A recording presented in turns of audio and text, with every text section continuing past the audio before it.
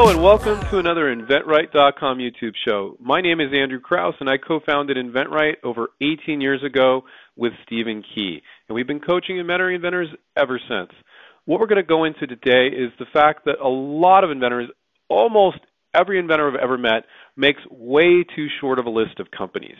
And I'm going to explain first why it's so important to make that list as big as possible of valid companies, and how to prevent doing that. I'm going to show you one method for preventing your list of companies from being too small. So, first off, why is it important? Contacting more companies equals more chances for success. And I can't think of a better way to drive that point home than to basically say 3 companies is 3 chances for success, and 30 companies is 30 chances for success. I know you got your favorite companies, but you have to include the long list of companies.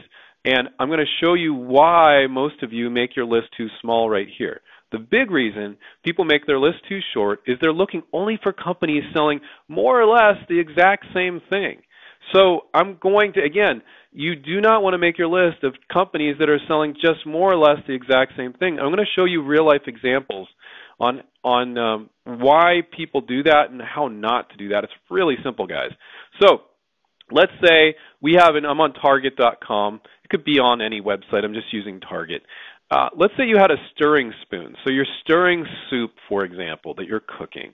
And let's say this invention has holes in the stirring spoon. It's a wooden stirring spoon, has holes in all sorts of different directions that create this vortex so that it stirs the soup better because the holes are in certain directions and it's designed a certain way. So now I need to find companies that just make stirring spoons, right? That's my entire list. If they don't make stirring spoons, I can't contact them. Wrong. So let's get started with stirring spoons, though. So I'm going to type in stirring spoon, and there might be other, words you can use. That's just what I'm going to use off the top of my head.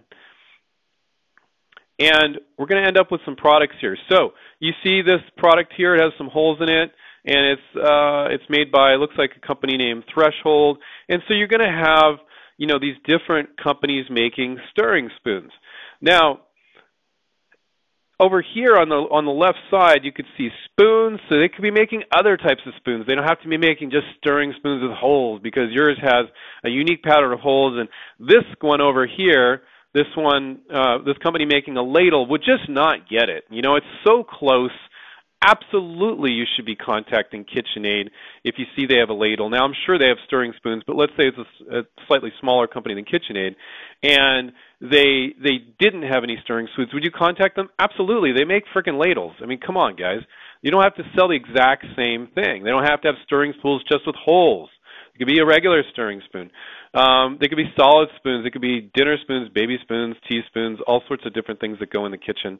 Maybe not baby spoons because that's not really the same category, is it? But if it's a teaspoon, that's something you're cooking with. Let's click on that. See what comes up there. So they're teaspoons, especially here, it's a plastic teaspoon. Maybe not. But let's look at something else here.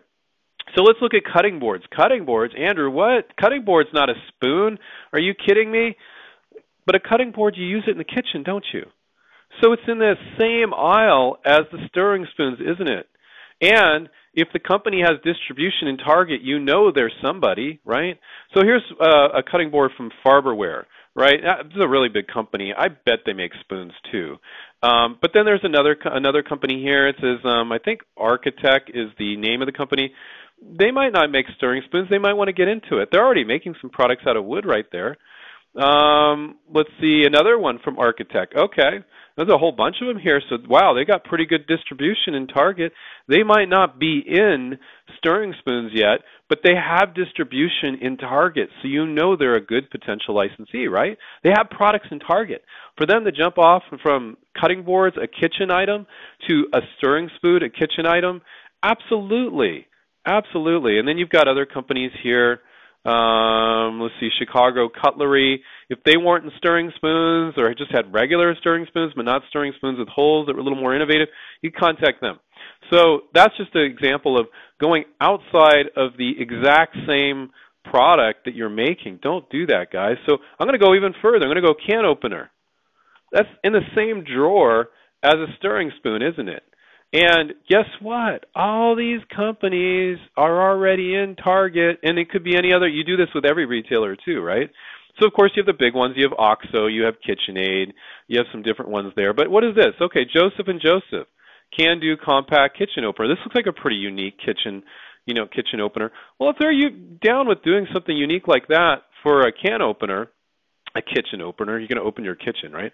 But if they're down with doing something like that for a can opener, they're going to be down with a stirring spoon that goes from different angles. I can't guarantee you they're going to want to license it, but they would put them on the list. Cuisinart, okay.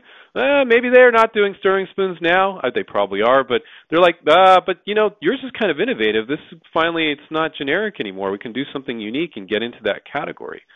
So, and then you see some ones here, I don't know how to pronounce that, Zillis, and then Procter Silex, and you got some other ones here. It's an as-seen on TV company selling this unique can opener. You could call them. They have distribution in Target. They're obviously somebody. So these are just some examples of stretching it out. So we'll go back to stirring spoon. So we start out with a stirring spoon with holes in it, and I'm not saying it's like this first one that shows up. It has unique holes in it that go different directions, so you create this vortex of the soup spinning around when you're stirring and you're cooking or whatever else you're cooking.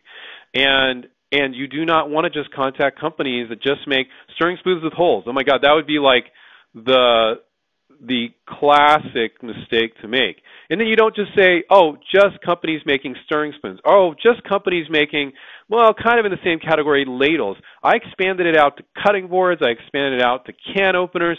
You think you could expand it out to a whole bunch of things, right? And when you're in each of these categories, you go down on the left-hand side and you look at all the brands. And you're going to notice the stirring spoons. You're going to see a set of brands.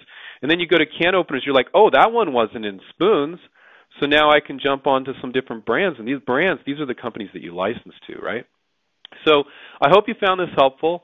I want to remind everybody to take care, keep inventing, and we'll catch up with you next time. See ya. Hi, this is Stephen Key, and I just want to thank you for watching InventRight TV.